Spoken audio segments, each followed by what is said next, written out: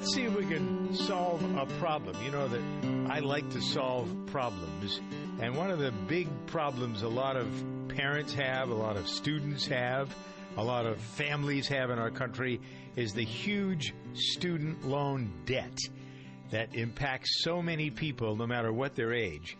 Let's talk to Michael Blattman, who's the Senior Vice President of Refinally, which is a company that has entered the student loan marketplace. You got a new product. It looks kind of interesting.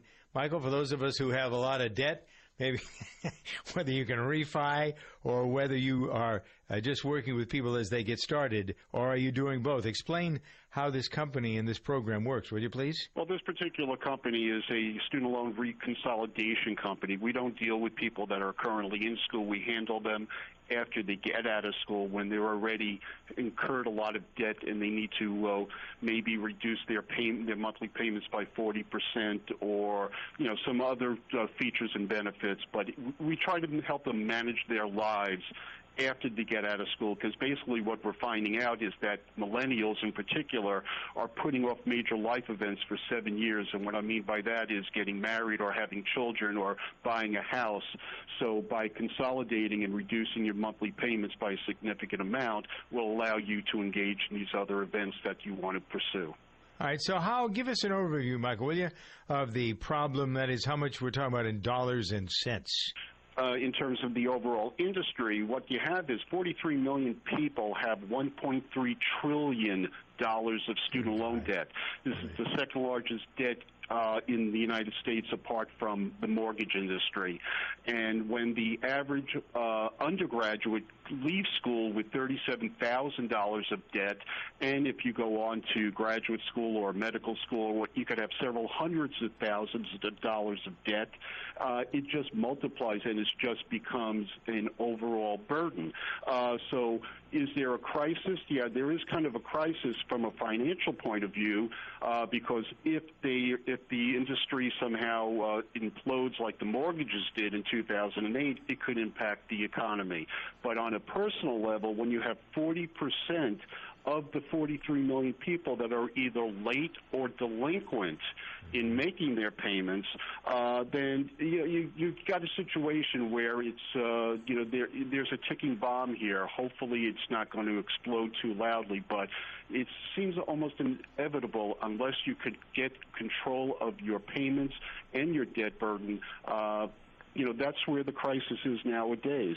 Because the average school, the four-year school, costs for the 4 years $129,600. That's a lot of money for an education, and not too many people know how to finance that without having to incur student loan debt. This has become a debate, a discussion, if you will, among the presidential candidates. There are plans, or so they say anyway, for student loan refinancing and forgiveness. One candidate was even all about, we'll give you your college for free. That, of course, is nonsense because somebody's going to have to pay for it.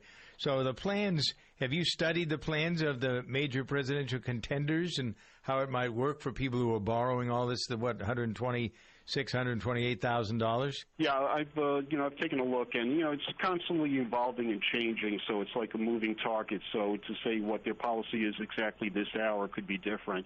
However, when you have a Democratic side who wants to have free community college, and again, you made the point, who's going to pay for it? Ultimately, we will with our tax money. Then in terms of four-year colleges, they want to have loan forgiveness after, let's say, 10 years, and whatever's left over, boom, goes away. Now, that's assuming that you're making your payments through the first 10 years and you're not, piling it on and letting it run off at the end. But the problem with that is that nobody is mentioning is that, let's say if you borrowed $100,000 in student loan debt and you paid off $70,000 in 10 years, that's $30,000 left over that they say is eligible for forgiveness. What they're not telling you is that the IRS is saying, well, that $30,000 is deductible, is is not tax deductible, or it's taxable, and so as a result, they're going to get hit with a $30,000 bill in the out years, and when you are, presuming that your career proceeded to, or, got to a point where you were making a lot of money, you're in a higher tax bracket, and the $30,000 is going to be subject to that higher tax bracket. All right, Michael Blattman, where do we get more information on this? How can people figure out how the refinance will work? Well, what I personally is Refinally.com. That's REFINALLY.com. Everything you need to know from all the nuts and bolts of student loans and for refinancing, consolidating, and managing your life better after graduation. Michael Blattman, Senior Vice President of Refinally. It's REFINALLY.com. Michael, thank you for your service.